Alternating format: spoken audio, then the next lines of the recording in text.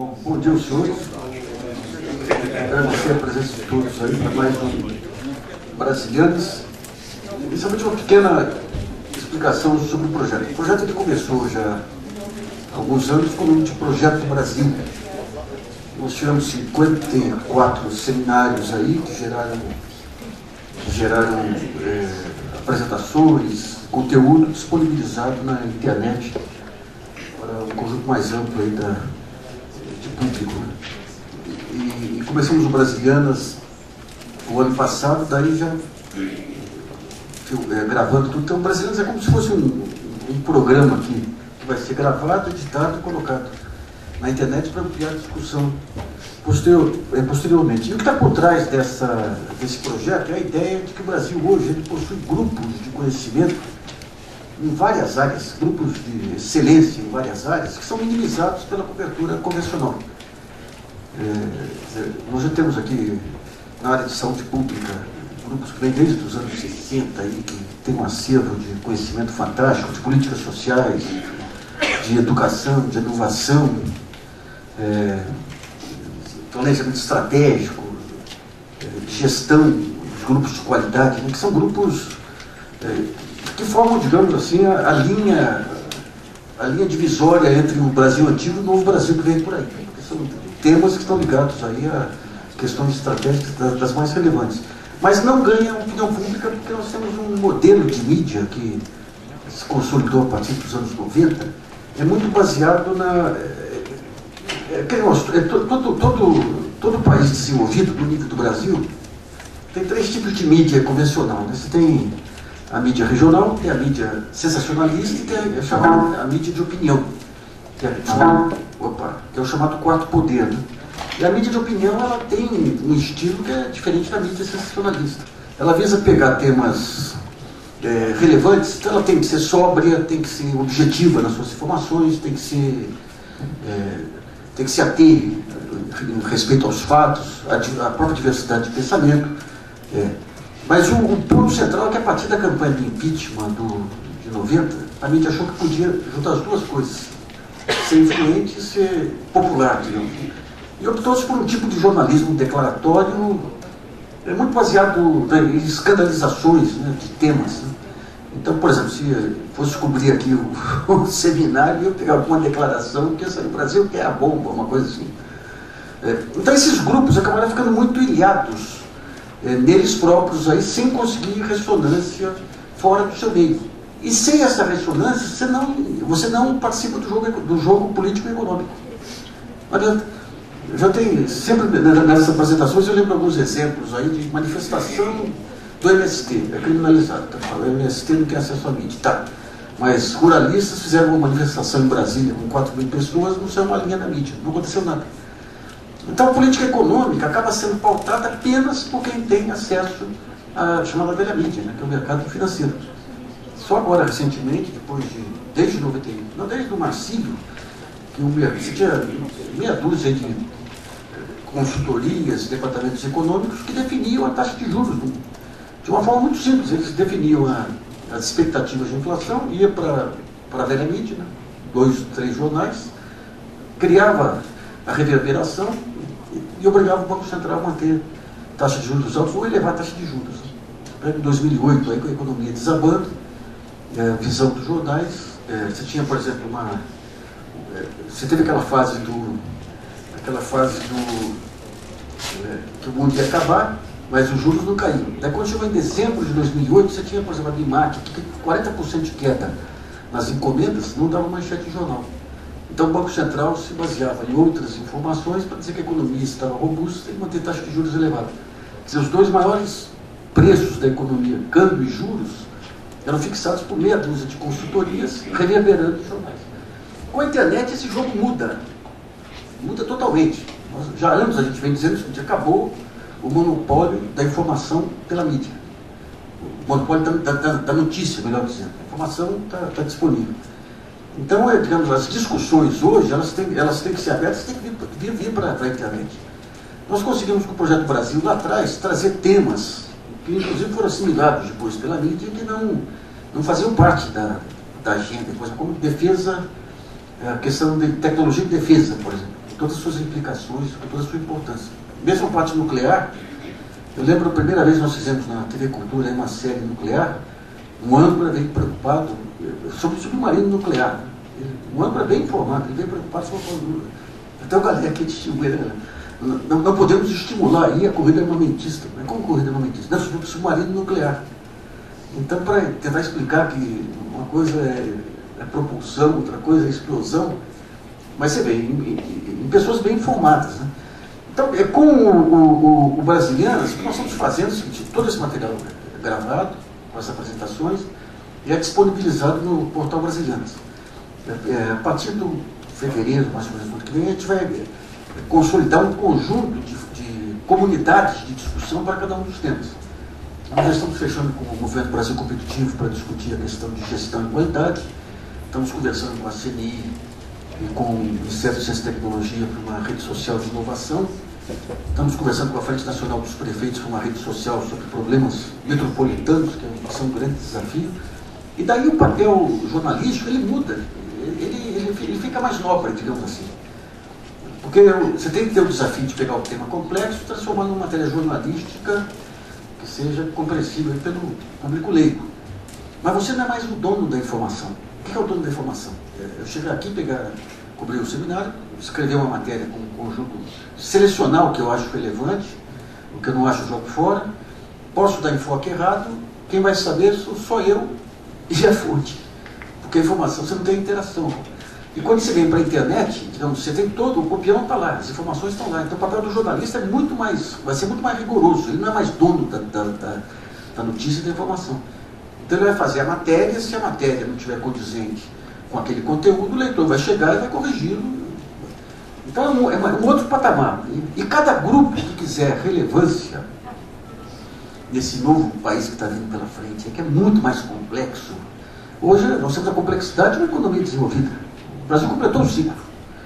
Teve várias etapas, desde a industrialização das primeiras estatais do Vargas, a industrialização do Juscelino, a institucionalidade do Castelo Branco, as estatais do Geisel, depois, a partir dos anos 90, a sociedade civil renascendo, né, que sempre tinha sociedade civil aí, renascendo, o novo federalismo, os princípios trazidos aí pela Constituição de 88, esses novos grupos de conhecimento surgindo em todas as pontas, né?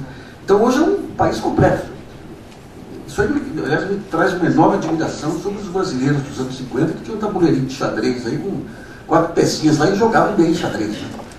Aquela geração que foi para o Rio nos anos 40 e 50, inclusive no meio da energia nuclear também. Eu falei para o Rex Nazaré que eu tenho um documento aqui preciosíssimo, secreto, sigiloso, que eu consegui nos arquivos do Walter Moreira Salles, mostrando em 51, 52, ele duvidou, mas depois eu mostro aqui.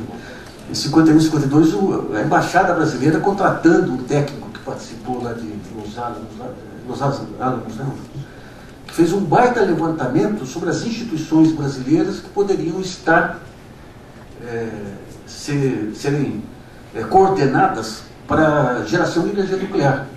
Mapeou tudo, as faculdades de química, todas as ciências ligadas à energia nuclear. Um trabalho fantástico aí que eu vou disponibilizar no Brasilianas também para consulta aí.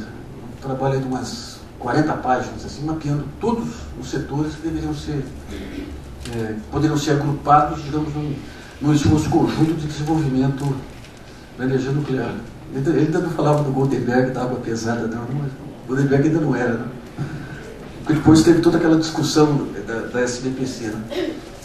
Essa discussão, ela chega no momento, que vai ter que ser retomada agora, em que a geração de energia convencional, seja nuclear, seja a energia elétrica, está sob um tiroteio confuso, né? Eu não sou da teorias conspiratórias, não vou enredar por isso, mas, digamos, a campanha que se faz hoje contra a energia nuclear e contra as hidrelétricas da Amazônia, elas estão indo além do razoável, né?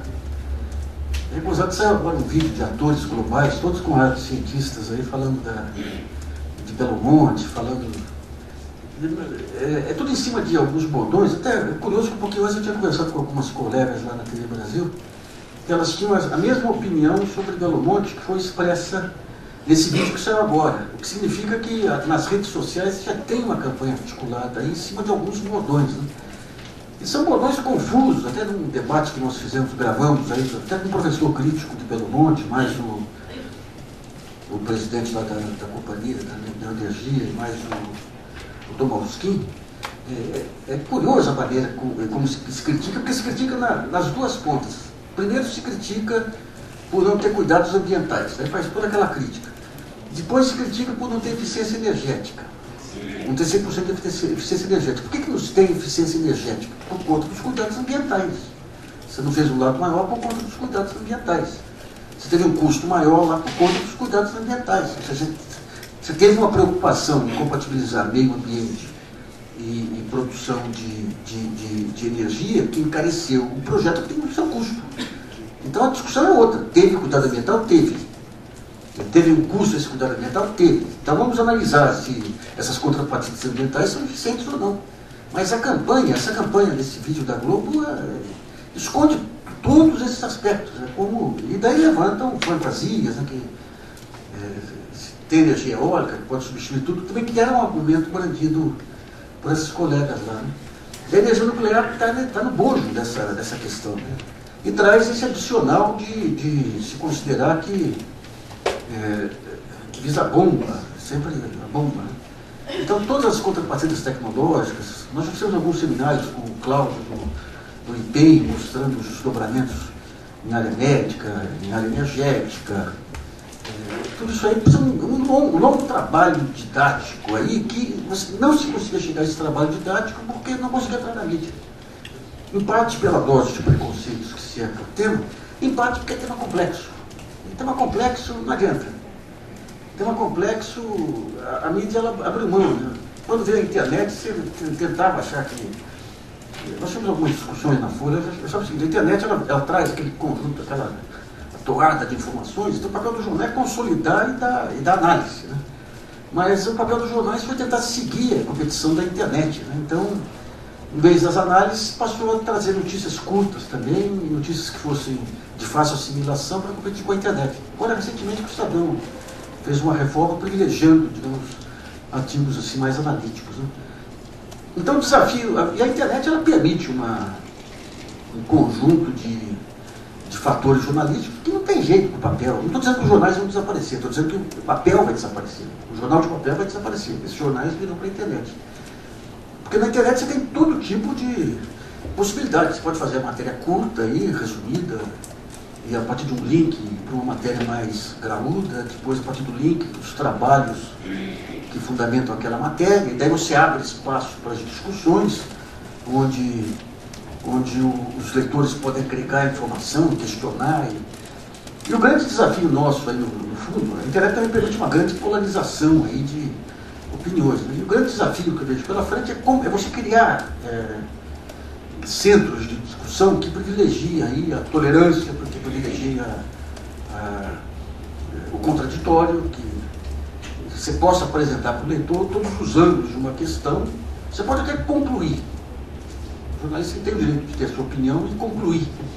Mas ele tem que apresentar todas as premissas de forma clara para o leitor, até para o leitor discordar da conclusão dele. Estou falando que não é novo jornalismo. Os grandes veículos internacionais fazem assim. Né? Você vai ler uma Economist, as matérias Financial Times, Economist, eles vêm e colocam. Eu lembro uma matéria um tempo atrás sobre HP. Daí começa, HP está ferrada, dá um conjunto de argumentos mostrando por que a HP estava perdida, está ferrada. Daí entram os argumentos dos controladores, dos CEOs lá. Daí vem um conjunto de argumentos mostrando como que a HP estava salva. Ou seja, não é o outro lado, como a imprensa diz, é apresentar os argumentos da forma como foram defendidos, sempre pelas duas pontas. Depois o jornalista tira a sua própria conclusão, mas se o leitor em cima dos dados, ele pode tirar conclusões diferentes também. Né? É uma outra forma de se fazer jornalismo aí também. Que é a forma, digamos, mais nobre de se fazer jornalismo.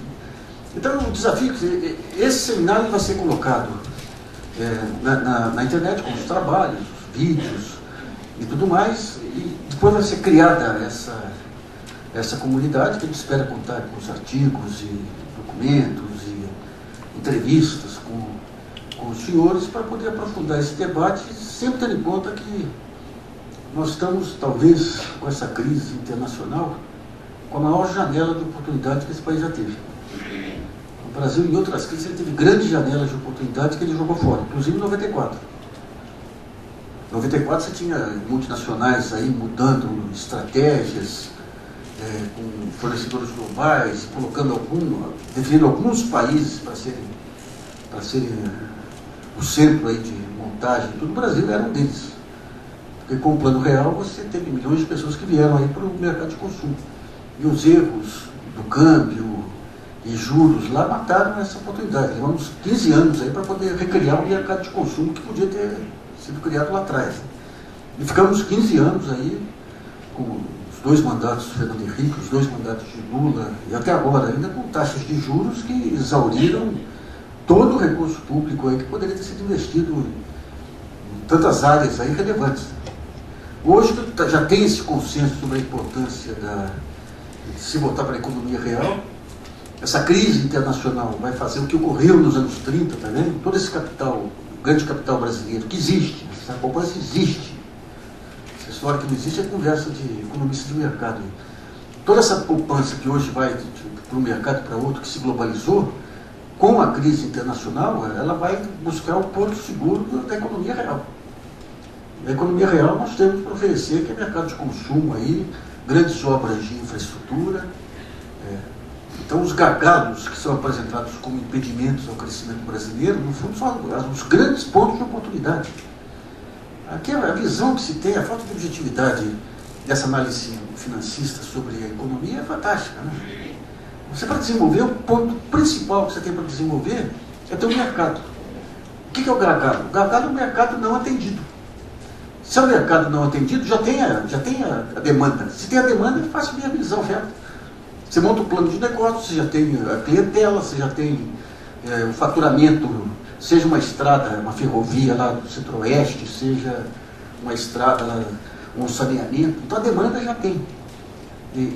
Então o governo é lento nessa questão de PPPs, de montagem de modelos que permitam trazer também mais recursos privados de forma mais rápida para a infraestrutura. Mas nós temos todas as condições hoje. E com a crise, eu sempre brinco que o grande estadista brasileiro achou crise, né? O Getúlio já tinha um conjunto de ideias maduras lá sobre industrialização, mas ele só ousou enfrentar o grande capital quando veio uma grande moratória brasileira em 31, 32, aí, que não tinha mais jeito, tinha que impedir livre fluxo de capitais.